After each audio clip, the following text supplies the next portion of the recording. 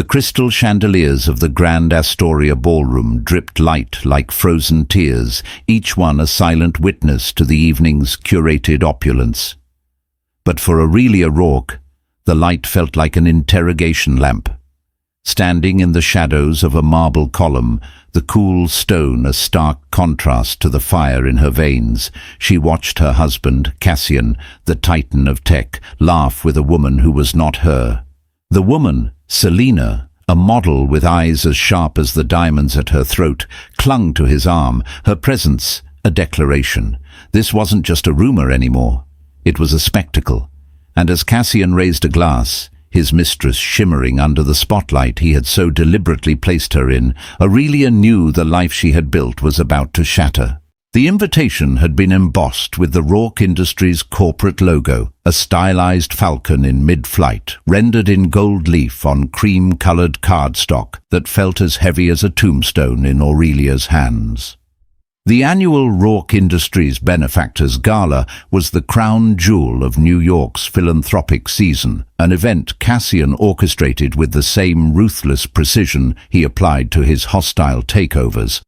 It was a night for performance, for the careful display of power and success. This year, Aurelia understood with a chilling certainty the performance was all that mattered.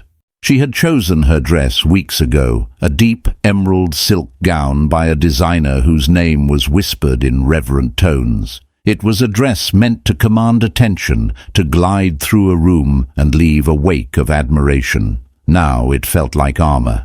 Each stitch was a defense against the whispers she knew were already circulating, the pitying glances she could feel even with her back turned. At 7 months pregnant, the soft swell of her belly was a constant, gentle reminder of the future she and Cassian were supposed to be building, a future that now felt like a cruel fantasy. From her vantage point behind the column, the ballroom was a kaleidoscope of glittering jewels, forced smiles, and the low hum of calculated conversation. She saw Cassian moving through the crowd, Selena a splash of crimson at his side. He was in his element, a king in his court.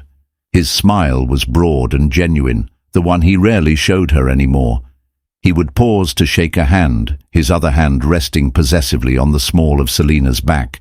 A gesture so intimate, so proprietary, it made Aurelia's breath catch in her throat. She remembered a time when that hand, those smiles, had been hers. She remembered late nights in their first tiny apartment, fueled by cheap wine and ambitious dreams. He had been a different man then.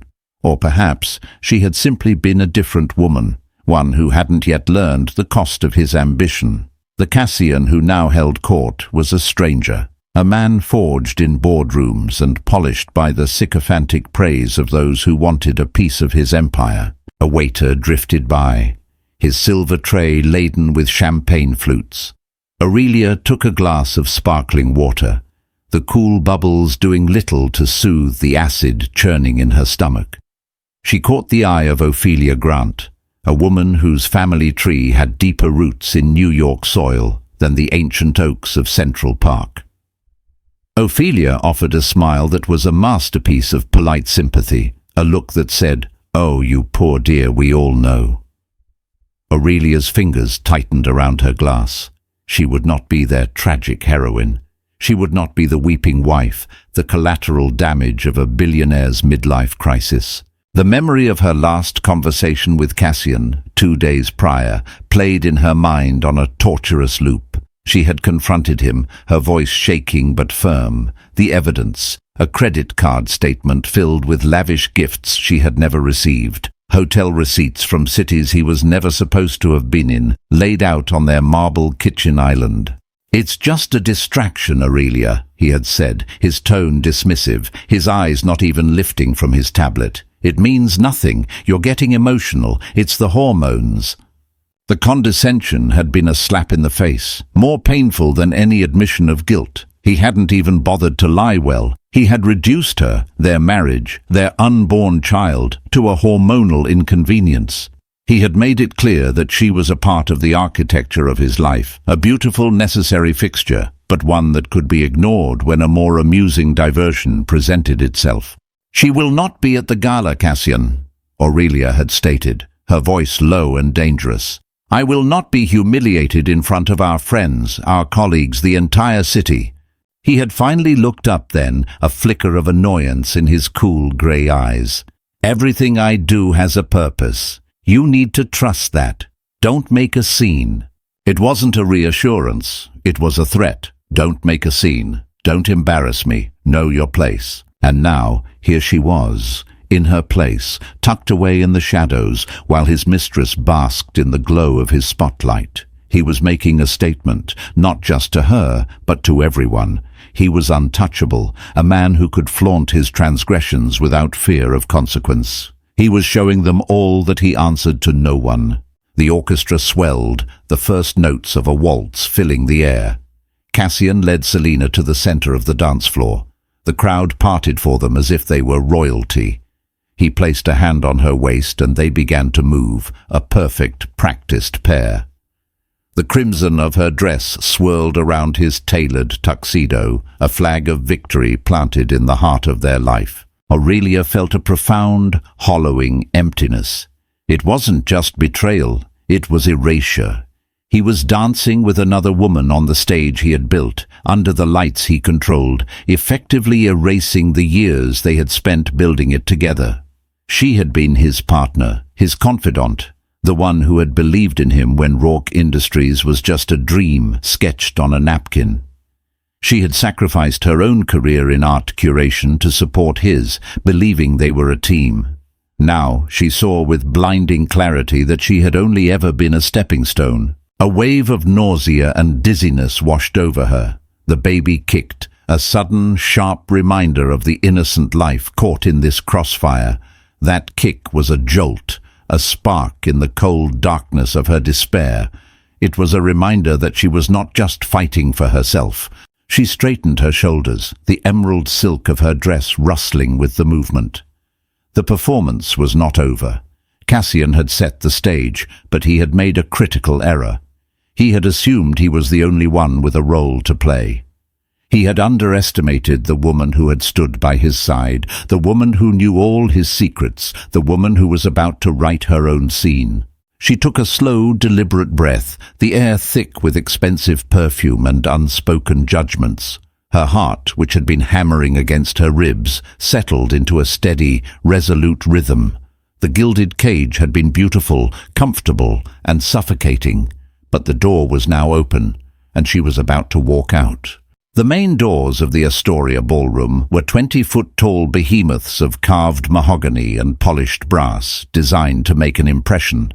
They swung inward with a silent, dramatic grace, commanded by two uniformed attendants. And through them, Aurelia Rourke walked back into the room she had just fled. But she did not walk alone. On her arm was Magnus Ellery. If Cassian Rourke was the new king of New York's tech empire, Magnus Ellery was the emperor of its old-world finance. His firm, Ellery Capital, was a legend, a quiet, formidable force that had weathered decades of market storms without so much as a tremor. Magnus himself was an enigma. Rarely photographed, intensely private, he was a man whose influence was felt in every corner of the city, but whose presence was a commodity more valuable than gold. He was older than Cassian, with silver threading his dark hair and eyes that held a calm, assessing intelligence. He wore a classic tuxedo, with an effortless elegance that made Cassian's custom-made suit look like a costume. Their entrance was a masterstroke of dramatic timing. The waltz had just ended. Cassian and Selina were standing in the center of the floor, accepting the polite applause of the onlookers. A lull had fallen over the grand ballroom, a momentary pause in the symphony of chatter. Into that silence Aurelia and Magnus stepped. A ripple went through the room, a wave of whispers that started at the doors and spread like wildfire. Heads turned, conversations faltered, champagne flutes paused halfway to lips. It was as if a different, more powerful magnetic pole had suddenly asserted itself. Aurelia felt the shift in the room's energy as a physical force.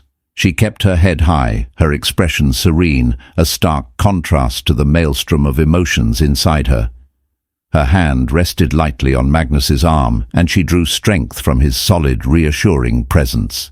He had met her in the lobby, his expression one of quiet concern, after she had sent him a single desperate text message.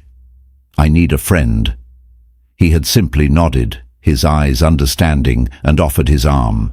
Cassian saw them first. The triumphant smile on his face froze, cracking like thin ice. His eyes narrowed, a flash of pure, undiluted fury replacing the smug satisfaction of moments before. He dropped Selina's hand, as if it were hot to the touch. Selina, for her part, looked confused, her perfectly made-up face a mask of bewilderment as the attention of the entire room, which she had so enjoyed, was suddenly torn away from her. Aurelia and Magnus did not stop. They moved with a slow, deliberate pace, not towards Cassian, but towards the raised dais at the far end of the room, where the most influential guests were seated. They were a vision of united elegance and power. Aurelia, in her emerald gown, a pregnant Madonna, and Magnus, the silver-haired lion of Wall Street, her stoic protector. The message was clear, and it was devastatingly effective. This was not a scorned wife making a scene. This was a woman of substance, of connections, arriving with an ally whose power dwarfed her husband's. She was not alone. She was not weak. She was flanked by a titan. People who had been avoiding Aurelia's gaze all evening now clamored to greet her. "Aurelia, darling, you look radiant," cooed Ophelia Grant, her earlier pity replaced by a fawning admiration. "Magnus, what a surprise to see you here," boomed a banking executive, clapping Magnus on the shoulder, his eyes darting nervously towards Cassian. Aurelia accepted their greetings with a calm, regal grace. She was no longer the woman hiding behind a marble column. She was the center of this new, gravitational pull. Magnus handled the interruptions with practiced ease, his quiet charisma a shield for them both. From across the room, Aurelia could feel Cassian's stare. It was a physical weight, a burning pressure. She knew his mind. He was calculating, processing this new, unexpected variable. Magnus Ellery was not just a rival, he was from a different league. Cassian had built his empire on disruption, on breaking the old rules. Magnus Ellery was the old rules, the bedrock of the establishment that Cassian secretly craved to be a part of. For Magnus to be here, on Aurelia's arm, was a strategic blow far more damaging than any public tantrum. Finally, their slow procession brought them face to face with Cassian. He had crossed the ballroom floor, his stride tight with anger. Selina trailed a few steps behind him, looking lost and out of her depth, a brightly colored bird in a cage that had suddenly become a battlefield. "Aurelia," Cassian said, his voice a low growl, meant for her ears alone. "What the hell is this?" Aurelia met his gaze, her own eyes cool and steady. "I believe it's your party, Cassian. I was just mingling." "With him?" He shot a venomous look at Magnus. "What is he doing here?" It was Magnus who answered, his voice smooth as aged whiskey. "Cassian, good to see you. I was just escorting a dear friend. Aurelia wasn't feeling well earlier, and I wanted to ensure she was all right." The explanation was plausible, polite, and utterly devastating. It painted Cassian as a neglectful husband, so absorbed in his own affairs that another man had to step in to care for his pregnant wife. It was a perfectly crafted insult, delivered with the precision of a surgeon. Cassian's face flushed a dark, mottled red. He was a man used to being in complete control, and in the space of 5 minutes he had lost it entirely. He had wanted to make a statement, to show off his power by flaunting his mistress. But Aurelia, with one calculated move, had turned his own stage against him. She had shown him and everyone else what real power looked like. It wasn't loud and flashy. It was quiet, established, and standing right beside her. "We need to talk," Cassian hissed at Aurelia, grabbing her arm. Before she could react, Magnus's hand covered Cassian's. His grip was surprisingly strong, his voice dropping to a near whisper, yet carrying an unmistakable edge of steel. "I would advise you to take your hand off her," Magnus said. It was not a request. Cassian flinched as if burned, snatching his hand back. The three of them stood in a silent tableau for a moment, the air crackling with unspoken violence. The orchestra, sensing the tension, nervously began to play again, a light, frivolous tune that was a grotesque counterpoint to the drama unfolding. Aurelia looked from her husband's furious face to Magnus's calm, protective one. In that moment, the last vestiges of her love for Cassian crumbled into dust. It wasn't just the affair. It was the arrogance, the cruelty, the utter disregard for her as a person. He hadn't just broken their vows, he had tried to break her spirit. She turned away from Cassian, giving him her back in a final dismissive gesture. "Magnus," she said, her voice clear and carrying, "I believe you were about to introduce me to the Japanese ambassador. I've so wanted to discuss the Hokusai exhibit with him." She allowed Magnus to lead her away, leaving Cassian standing alone in the middle of the dance floor, his mistress a forgotten accessory at his side. He was the host of the party, the king of the castle, and he had never looked so small or so utterly alone. The uninvited guest had not been Magnus Ellery. It had been the new Aurelia Rourke, a woman who had just discovered the difference between a gilded cage and a throne. The rest of the gala unfolded like a slow-motion chess match. Every glance, every whispered conversation, every shift in allegiance was a move on the board. Aurelia, with Magnus as her steadfast rook, navigated the treacherous currents with a newfound clarity. She was no longer just Cassian's wife. She was a player in her own right, and she was learning the rules of the game with astonishing speed. Magnus led her to a quieter corner of the ballroom, a secluded alcove overlooking the moonlit gardens. The noise of the party faded to a distant murmur. "Are you all right?" he asked, his voice gentle, his eyes searching her face.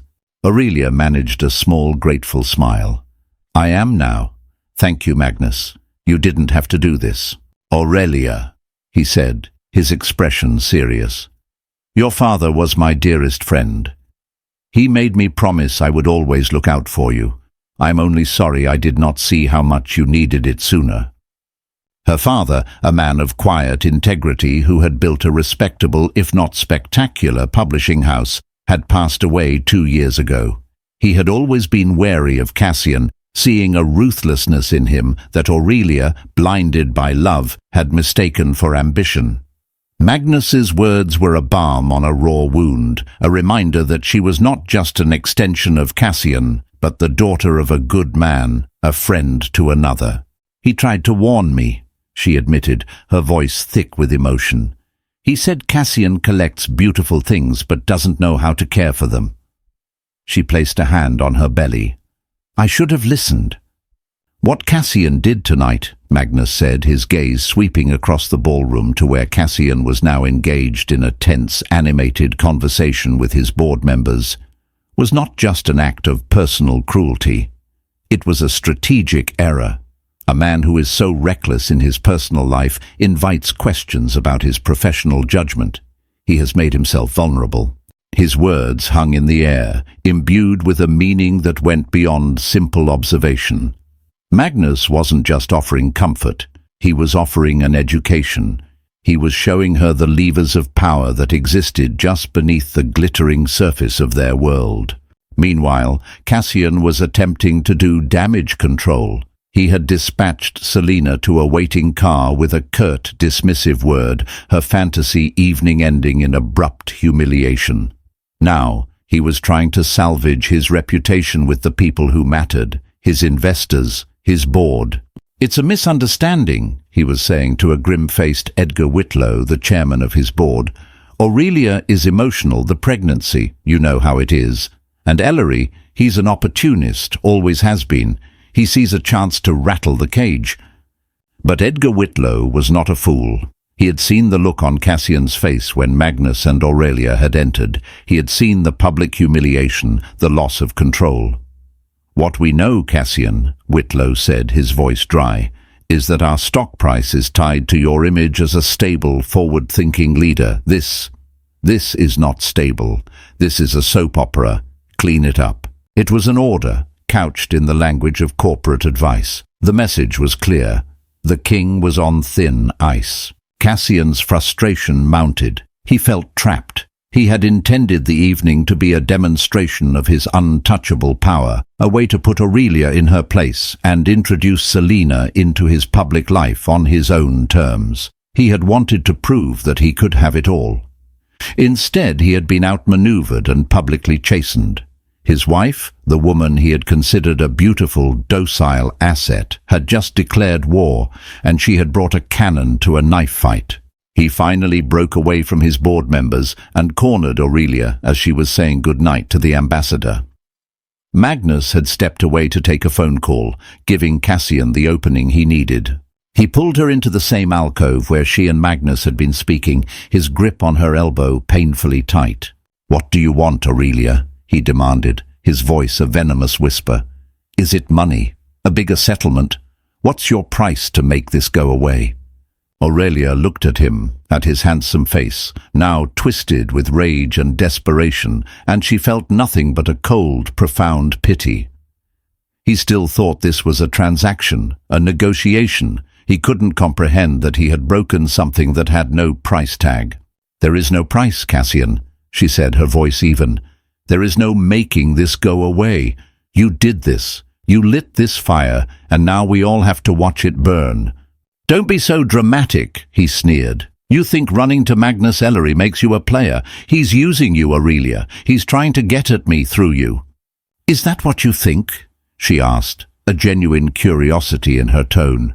"That everything, everyone, is just a pawn in your game? It never occurred to you that he might just be a friend, that he might be a decent human being who saw a woman in pain and offered his help?" His silence was its own answer. The concept was alien to him. In his world, every action had a motive. Every kindness was a calculated investment. "Here is what is going to happen," Aurelia said, her voice hardening, taking on a strength she didn't know she possessed. She was no longer the pleading wife in their kitchen. She was a queen delivering an ultimatum. "You are going to leave our home tonight. My lawyer will be in contact with yours in the morning. We will discuss the terms of our separation and the arrangements for our child."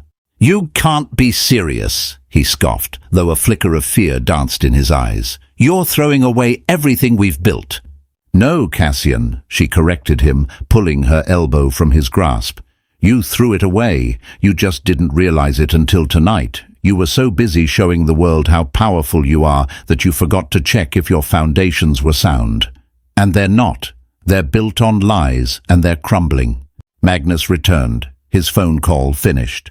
He assessed the scene in an instant, the tension between the couple, the defiant look on Aurelia's face. "Is everything all right here?" he asked, his calm voice cutting through the anger. "Everything is fine," Aurelia said, not taking her eyes off Cassian. "My husband was just leaving." She turned and took Magnus's arm, a final act of severance. As they walked away, leaving Cassian alone in the shadows of the alcove, the whispers of the party guests seemed to grow louder, weaving a narrative that Cassian could no longer control. He had wanted to be the author of the evening's story, but his protagonist had just walked off the page, taking the plot with her. He was left with an empty stage, a failed performance, and the chilling realization that the empire he had built was about to face its greatest threat, the woman he had so foolishly underestimated. The drive back to the Fifth Avenue penthouse she had once called home was silent and surreal. The city lights blurred into streaks of gold and silver through the rain-streaked windows of Magnus's town car. Each drop of rain seemed to echo the shattering of her life. The adrenaline that had carried her through the evening began to recede, leaving behind a deep, aching exhaustion. Magnus didn't press her to talk. He simply sat beside her, a quiet, grounding presence in the back of the silent car. When they pulled up to the imposing limestone building, Mr. Fallon, the doorman, rushed out with an umbrella, his eyes wide with a mixture of concern and professional discretion. "Will you be all right?" Magnus asked as he walked her into the marble-floored lobby. "I will be," Aurelia said, and for the first time she truly believed it. "Thank you, Magnus, for everything." "Get some rest, Aurelia," he said, giving her arm a gentle squeeze. "And call me if you need anything at all. My offer of friendship is not a temporary one." She watched him go, the epitome of quiet strength, before turning to the private elevator that would take her upstairs. The apartment was vast and silent, a mausoleum of their shared life. The floor-to-ceiling windows showcased a panoramic view of Central Park, a glittering, indifferent witness. Every piece of art, every custom-made piece of furniture had been chosen by them together. Now they felt like artifacts from a different civilization. She walked through the silent rooms, her heels clicking on the polished floors. She saw the ghost of their life everywhere, the sofa where they'd curled up to watch movies, the dining table where they'd hosted their first dinner party, the small sunlit room she had just finished converting into a nursery, filled with hopes and dreams that now felt like ashes in her mouth. The anger that had fueled her at the gala had cooled, replaced by a profound, gut-wrenching grief. She wasn't just losing a husband, she was losing the entire future she had envisioned. She sank onto the edge of the bed they had shared, the bed he would not be sleeping in tonight, and finally allowed the tears to come. They were not the weak, hysterical tears he would have expected, but silent, hot tears of mourning for the man he once was, and for the woman she had been with him. 2 hours later, Cassian arrived. He didn't use his key but had Mr. Fallon announce him, a petty power play to establish that he was entering on his own terms. Aurelia, having cried herself out, met him in the foyer. She had changed out of her gown and into a simple cashmere robe, her face scrubbed clean of makeup. She felt raw, exposed, but resolute. "I'm here to pack a bag," he said, his voice clipped and cold. He refused to meet her eyes. "Fine," she said, her voice flat. "Don't take your time." He brushed past her, his familiar scent, a mix of expensive cologne and something uniquely him, assaulting her senses, a cruel reminder of the intimacy they had lost. She followed him into their bedroom and watched as he pulled a suitcase from the cavernous walk-in closet. He moved with an angry, jerky energy, yanking clothes from hangers, throwing them into the bag without care. "You've really done it this time, Aurelia," he said, his back to her. "You couldn't just handle this privately. You had to put on a show, humiliate me." The hypocrisy was so astounding it was almost laughable. "I humiliated you?" she asked, her voice dangerously quiet. "You flaunted your mistress at your own gala, in front of everyone we know, while your pregnant wife stood in the corner. But yes, Cassian, please, tell me more about how I was the one who humiliated you." He spun around, his face a mask of fury. "That was business. It was a message to my competitors, to the board. It was about showing strength." "Strength," she repeated, the word tasting like poison. "You think cruelty is strength? You think betrayal is a power move? My God, who have you become?" "I am the same man I have always been," he shouted, his voice echoing in the vast room. "The man who built all of this."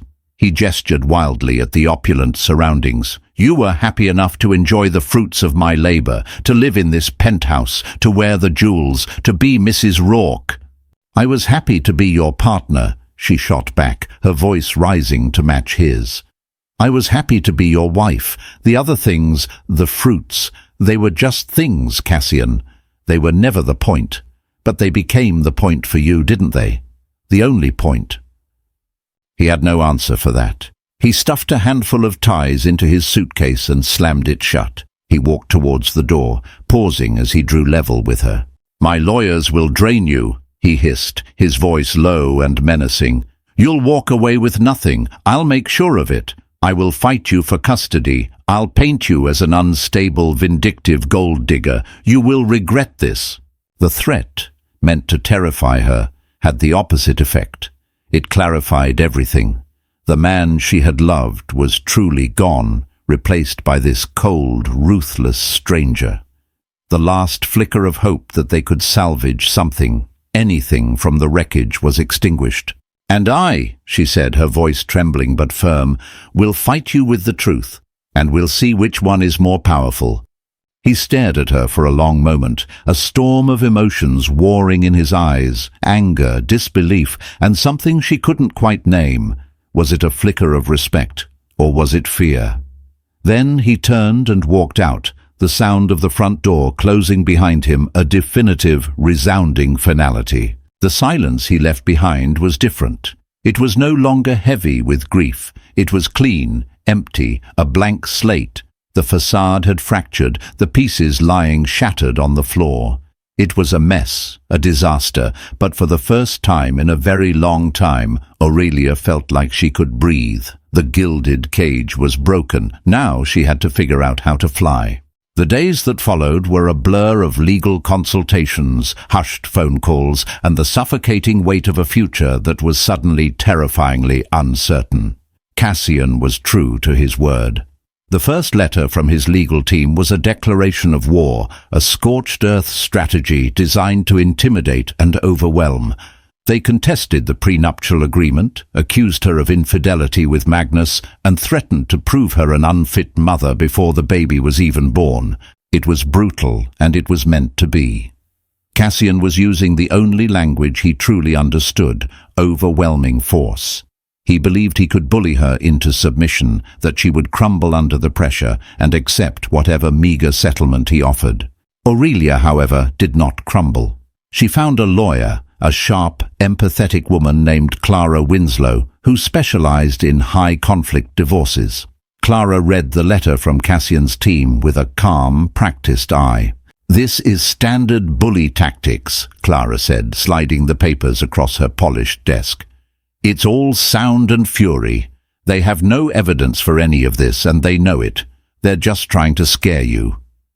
"It's working," Aurelia admitted, her voice small. "That's okay," Clara replied with a reassuring smile. "Let them be loud. We are going to be smart, we are going to be prepared, and we are going to be meticulous." True to his promise, Magnus remained a steadfast presence. He didn't offer advice unless asked, nor did he interfere in her legal strategy. Instead, he offered a different kind of support. He called every day, just to check in. He sent over meals from his personal chef, knowing she probably wasn't eating properly. And one afternoon he invited her to his office. Ellery Capital was located in a historic downtown building, its offices a quiet sanctuary of dark wood, old leather and priceless art. It was a world away from the sterile glass and steel aesthetic of Rourke Industries. "I wanted to show you something," Magnus said, leading her not to a boardroom but to a small private gallery at the back of his office suite. The room was filled with paintings from the Impressionist period, her personal passion and the subject of her graduate thesis. There were minor works by Monet, a stunning charcoal sketch by Degas, and a small, vibrant Pissarro that made her gasp. I don't understand," she stammered, overwhelmed. "This was my wife's collection," Magnus said softly. "She passed away 10 years ago. She loved this period, just as you do. She was a curator before we married." Aurelia looked at him, seeing for the first time the deep lines of a grief long carried. "I'm so sorry, Magnus. She was a brilliant woman," he continued, his eyes distant. "But she gave it all up for me, for our family. And while she never said she regretted it, I always did. I felt I had taken something vital from the world by keeping her to myself." He turned to face her, his expression earnest. "You have that same light in you, Aurelia. That same passion. I saw it years ago when you gave that lecture at the Met. Don't let Cassian or this ugly divorce extinguish it." He then made her an offer that stunned her. He was on the board of a foundation that was looking to fund a new, independent art advisory service for emerging collectors. It required someone with expertise, a good eye, and the ability to build a business from the ground up. "I can't," she said immediately. "I have no experience running a business, and with the baby—" "Nonsense," Magnus said gently. "You have the most important things, knowledge and passion. The business acumen can be learned. I can help with that. And as for the baby, you will be your own boss. You can build the business around your life, not the other way around. It's just an idea, a proposal to consider. The foundation needs a strong one by the end of the month." She left his office that day with her head spinning. It was a lifeline, a path back to the woman she had been before she became Mrs. Rourke. The thought was both exhilarating and terrifying. Cassian had always handled the business, the finances. She had been sheltered from that world, a fact he was now using as a weapon against her, painting her as a naive woman incapable of managing her own affairs. For a week she wrestled with the idea. She read and reread the documents Magnus had given her. She spent hours in the nursery, her hand on her belly, talking to the child within. Could she do this? Could she be a mother and an entrepreneur? The turning point came during a deposition with Cassian's lawyers. They were relentless, questioning her about every expense, every trip, every friendship, trying to twist her life into a narrative of greed and frivolity. "Mrs. Rourke," one of the lawyers said, his voice dripping with condescension, "isn't it true that you haven't held a paying job in over 7 years? That your entire lifestyle has been funded by your husband?" In that moment, something inside her solidified. The fear and doubt were burned away by a sudden, fierce flame of anger. She looked the lawyer directly in the eye, her voice calm and clear.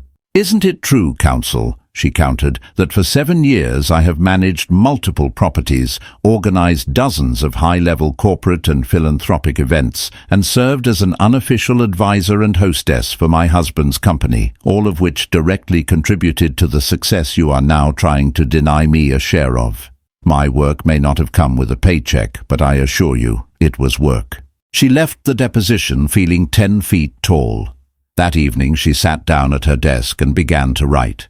She poured all of her knowledge, her passion and her newfound resolve into the proposal for the Art Advisory Foundation. She worked for days, fueled by a sense of purpose she hadn't felt in years. She wasn't just writing a business plan, she was writing her Declaration of Independence. When she finally sent the completed proposal to Magnus, she felt a sense of peace.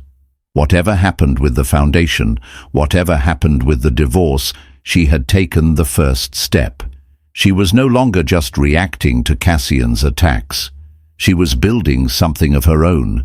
She was discovering a different kind of strength, one that didn't come from a famous last name or a billionaire's bank account, but from the quiet, unshakable belief in her own worth.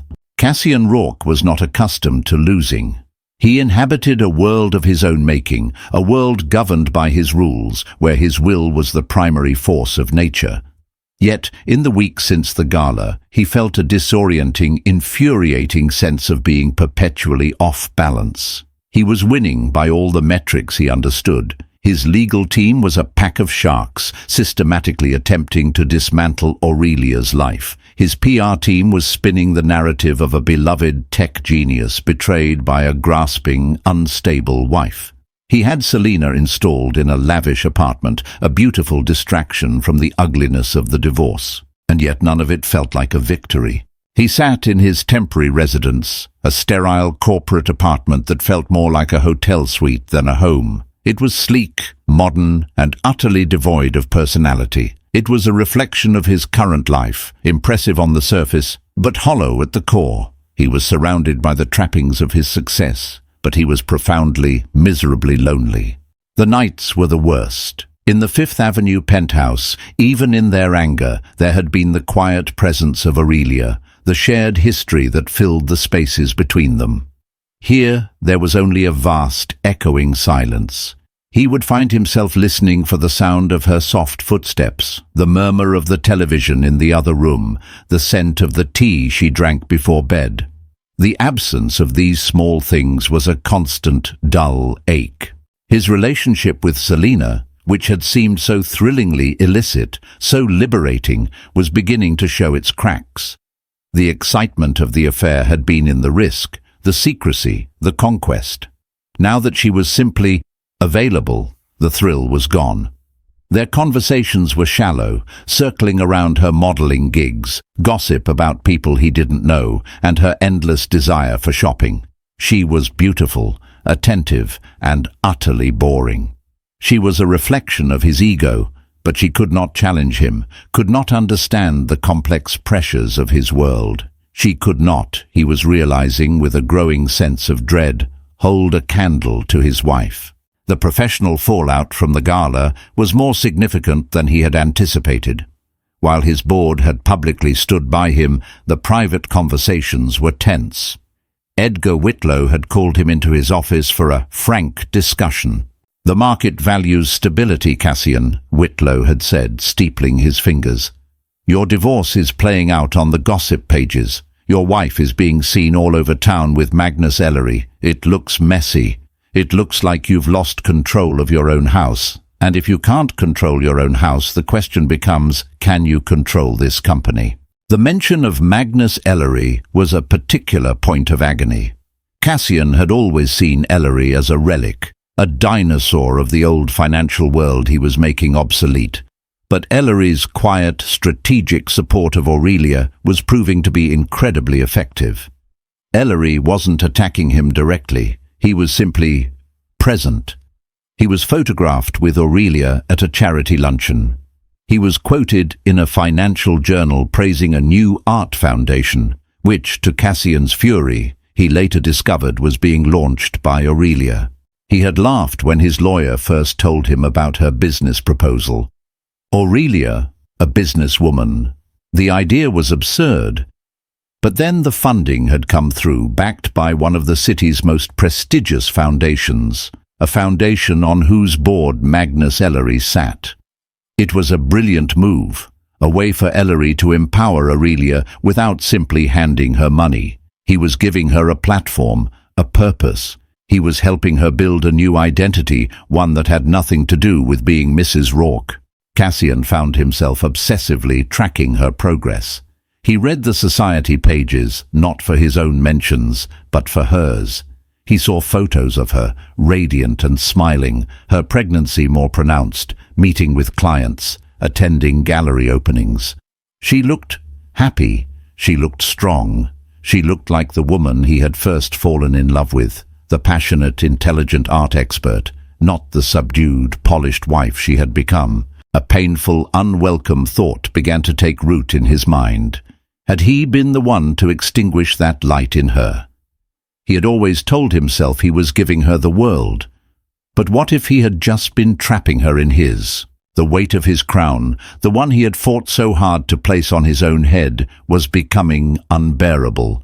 He was the king of an empire, but his kingdom felt empty.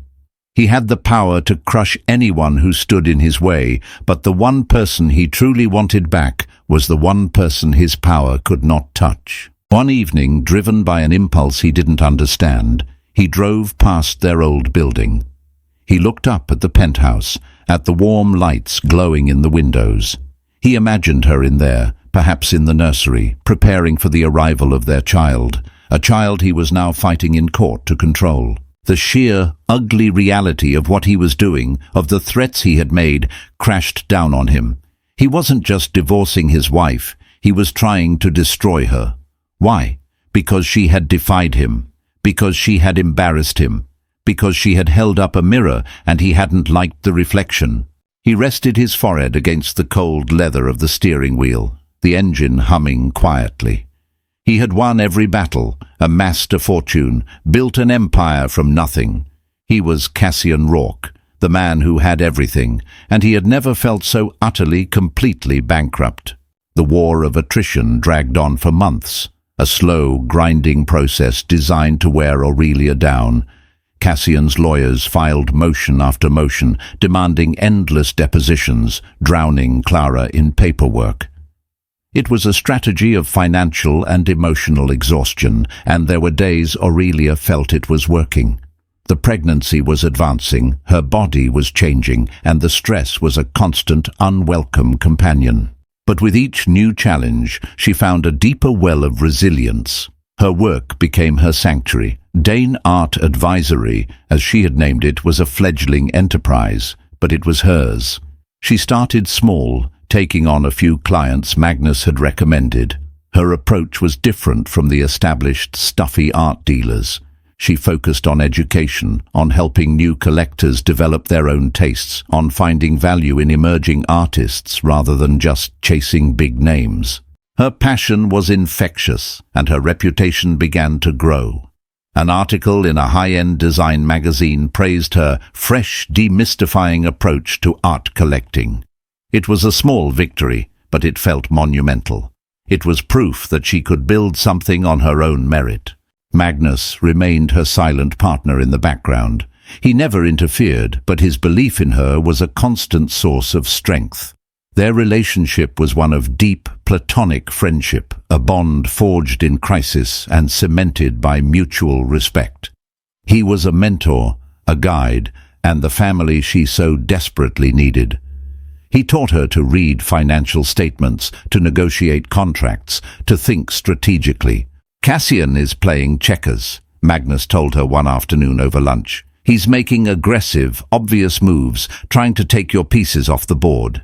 You need to play chess. Think 5 moves ahead. Let him exhaust himself while you build your position." Taking his advice, Aurelia and Clara shifted their strategy. They stopped reacting to every provocation. They meticulously documented Cassian's attempts at intimidation, his lavish spending on Selena, and his increasingly erratic business decisions, which were starting to be whispered about in the financial press. They weren't just defending, they were building a case. The long game was about more than just the divorce settlement. It was about the future, about the narrative that would be told about their separation, and about the kind of environment their child would be born into. Aurelia wanted peace, not just victory. Cassian, meanwhile, was growing more desperate. His checkers strategy wasn't working. Aurelia wasn't breaking. In fact, she seemed to be thriving. His public image was suffering, and his board was growing restless. Selena, sensing his distraction and the shift in his fortunes, was becoming more demanding, her presence more of a liability than a comfort.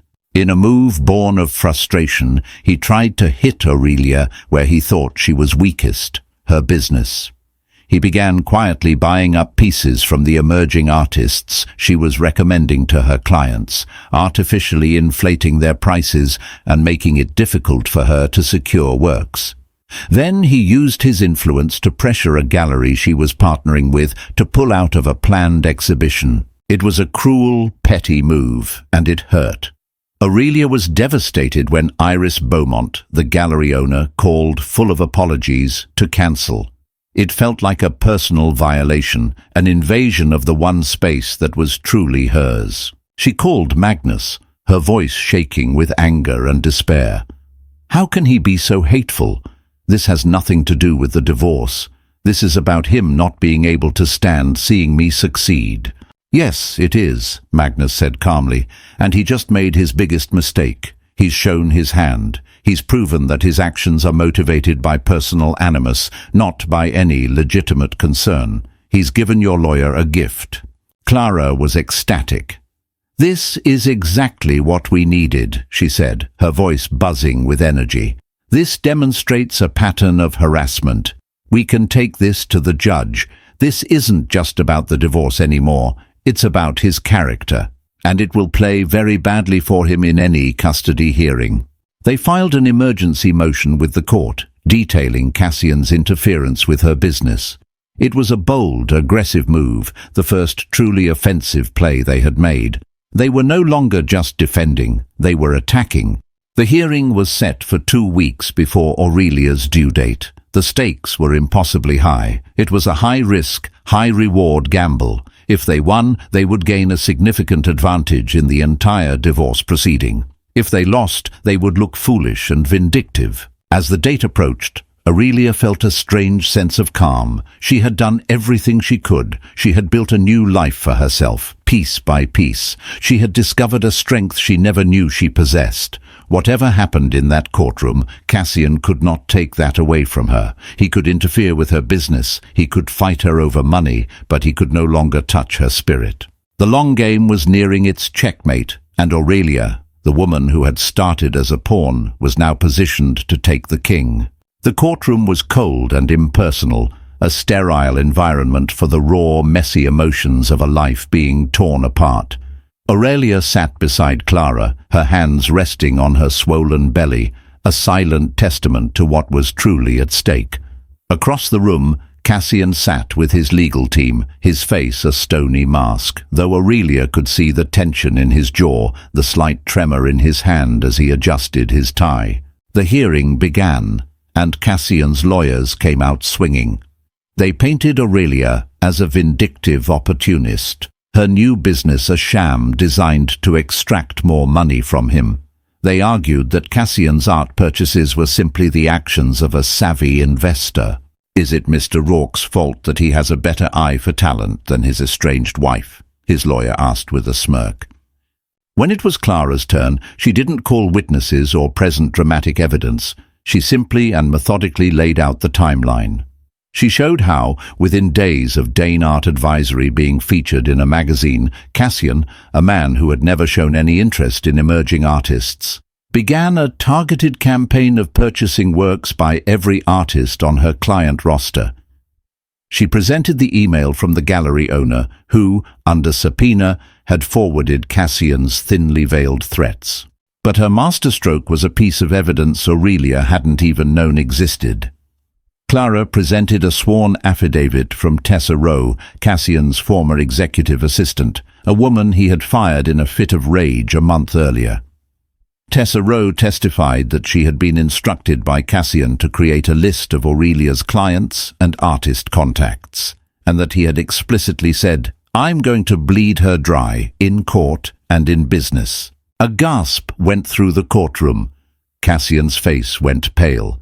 It was a direct quote, a clear statement of intent, and it was utterly damning. The judge, a no-nonsense woman in her 60s, looked at Cassian over the top of her spectacles, her expression one of profound disapproval. "Mr. Rourke," she said, her voice dangerously quiet, "is there anything you would like to say in response to this?" Cassian's lawyer stood up to object, but Cassian waved him down. He stood slowly, his expensive suit suddenly looking ill-fitting. He looked at the judge, at his lawyers, and then, finally, at Aurelia. For the first time, she did not see the arrogant billionaire or the ruthless corporate raider. She saw a man who was lost, a man who had burned every bridge and was now standing alone in the ruins. "Your Honor," Cassian began, his voice hoarse. He cleared his throat. "Your Honor, what my assistant said, it's true, I said it, and I did it." A stunned silence fell over the room. His own lawyers looked at him in disbelief. He continued, his gaze fixed on Aurelia, "I was angry, and I was wrong. My actions were malicious, and they were inexcusable. This has nothing to do with business. It was personal. I was trying to hurt my wife because she had hurt me, and I am sorry." He then turned to Aurelia, and for the first time in over a year, she saw the man she had married in his eyes. The vulnerability, the regret, it was all there. "I'm sorry, Aurelia," he said, his voice breaking, "for everything." It was not a strategic move. It was a surrender, a confession. In that moment, in the cold light of the courtroom, Cassian Rourke had finally told the truth. The judge ordered a recess. Aurelia, Clara, and Cassian's team were sent to a conference room to discuss a settlement in light of his admission. The fight was over. Cassian instructed his lawyers to agree to all of Aurelia's original terms. The prenuptial agreement would be honored, she would get the penthouse, and a generous trust would be established for the child. There would be no fight for custody. In the sterile conference room, after the lawyers had left them alone for a moment, they faced each other. "Why?" Aurelia asked, the single word holding a universe of questions. "Why confess now?" "Because I looked at you," he said, his voice heavy with a weariness that seemed bone-deep. "And I saw our child. And I realized that one day that child is going to ask about this, about us. And I didn't want to be the man in that story, the man who tried to destroy his mother." He took a hesitant step closer. "I lost my way, Aurelia. I got so caught up in winning, in building the empire, that I forgot what I was building it for. I forgot about us, and by the time I realized what I had lost, it was too late." The anger Aurelia had held onto for so long, the righteous fury that had fueled her, began to dissolve, replaced by a sad, quiet understanding. There was no victory here, not really. Just two people who had lost their way and broken each other's hearts. "It is too late for us, Cassian," she said softly. "But it's not too late for you to be a good father." A single tear traced a path down his cheek. He nodded, unable to speak. Redemption did not come in a blinding flash. It was a slow, painful process. But in that courtroom, with that one act of contrition, Cassian had taken the first step out of the darkness he had created. He had lost his wife, he had lost his pride, but in doing so, he had found a sliver of the man he was supposed to be. It wasn't a happy ending, but it was a real one. It was the beginning of a different kind of story, one of co-parenting, of forgiveness, and of two separate futures, forever linked by the child who was about to enter the world. The shadow of redemption was long, but for the first time there was a glimmer of light. From the ashes of a spectacular betrayal, a new life was forged. Aurelia Dane, once a billionaire's wife, became the architect of her own destiny, proving that true wealth isn't measured in dollars, but in resilience. Cassian, humbled and broken, began the long, arduous journey of rebuilding not his empire, but his character, learning that fatherhood required a strength that money could not buy. Their story is a reminder that even in the darkest of nights, the dawn will eventually break, and that the end of one chapter is often the beginning of a much better one. We hope you were moved by this story of heartbreak, strength, and redemption. If you enjoyed this journey, please give this video a thumbs up, share it with someone who loves a powerful story, and don't forget to subscribe to our channel for more emotional fiction every week. Click the notification bell so you never miss an update. Thank you for watching.